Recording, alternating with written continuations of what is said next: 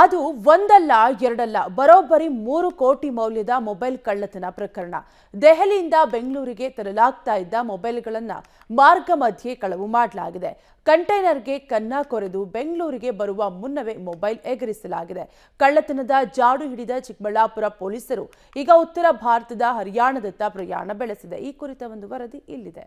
3 ಕೋಟಿಯ mobile ಎಗರಿಸಿದ್ನ lorry ಚಾಲಕ, ಕಂಟೈನರ್ಗೆ ಕನ್ನ ಕೊರೆದು 5,140 ಮೊಬೈಲ್ ಕಳ್ಳತನ. ಥೇಟ್ ಸಿನಿಮೀಯ ಶೈಲಿಯಲ್ಲಿ ಶಿಯೋಮಿ ಕಂಪನಿಗೆ ಸೇರಿದ 3 ಕೋಟಿ ರೂಪಾಯಿ ಮೌಲ್ಯದ ಮೊಬೈಲ್ಗಳು ಕಳ್ಳತನವಾಗಿರುವ ಪ್ರಕರಣ ಚಿಕ್ಕಬಳ್ಳಾಪುರದಲ್ಲಿ ಬೆಳಕಿಗೆ ಬಂದಿದೆ. ನವೆಂಬರ್ 22ರಂದು ದೆಹಲಿಯಿಂದ ಬೆಂಗಳೂರಿಗೆ ಶಿಯೋಮಿ ಕಂಪನಿಗೆ ಸೇರಿದ ಕೋಟ್ಯಂತರ ರೂಪಾಯಿ ಮೊಬೈಲ್ಗಳನ್ನ ಹೊತ್ತಿದ್ದ NL01 AF 2743 ಈ ನಂಬರಿನ ನಾಗಾಲ್ಯಾಂಡ್ ರಿಜಿಸ್ಟ್ರೇಷನ್ ಇರುವ ಕಂಟೈನರ್ ದೆಹಲಿಯಿಂದ ಬೆಂಗಳೂರಿನತ್ತ ಪ್ರಯಾಣ ಬೆಳೆಸಿತ್ತು. ಅಂದುಕೊಂಡಂತೆ ಆಗಿದ್ರೆ ಇಷ್ಟೊತ್ತಿಗಾಗ್ಲೇ ಆ ಕಂಟೈನರ್ ವಾಹನ ಬೆಂಗಳೂರು ತಲುಪಿ 3-4 ದಿನ ಆಗ್ಬೇಕಿತ್ತು. ಆದ್ರೆ ದೆಹಲಿಯಿಂದ ಬೆಂಗಳೂರಿಗೆ ಹೊರಟ ಕಂಟೈನರ್ ಲಾರಿ ಬೆಂಗಳೂರಿಗೆ ಬಂದಿಲ್ಲ ಅಂತ ಗೊತ್ತಾದಾಗ ಅನುಮಾನ ಶುರುವಾಗಿದೆ. ಇದರಿಂದ ಸಹಜವಾಗಿ GPS ಟ್ರ್ಯಾಕಿಂಗ್ ಇದ್ದ ವಾಹನ ಚೆಕ್ ಮಾಡಿದಾಗ ಅದು ಚಿಕ್ಕಬಳ್ಳಾಪುರ ತಾಲೂಕಿನ ರೆಡ್ಡಿಗೊಲ್ಲವಾರಹಳ್ಳಿ ಬಳಿ ಇರೋದು ಪತ್ತೆಯಾಗಿದೆ.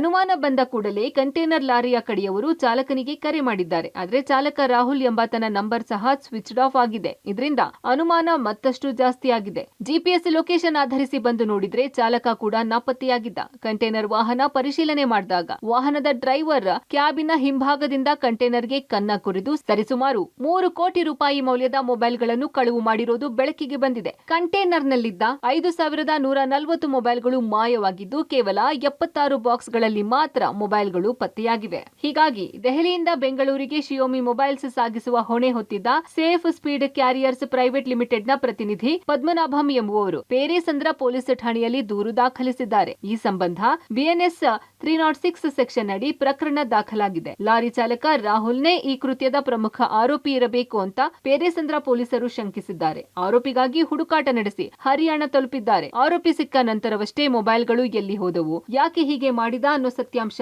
ಬೆಳಕಿಗೆ ಬರಬೇಕಿದೆ. ಕ್ಯಾಮರಾಮನ್ ಪ್ರಕಾಶ್ ಜೊತೆ ಮುದ್ದು ಕೃಷ್ಣ, ಪಬ್ಲಿಕ್ ಟಿವಿ, ಚಿಕ್ಕಬಳ್ಳಾಪುರ.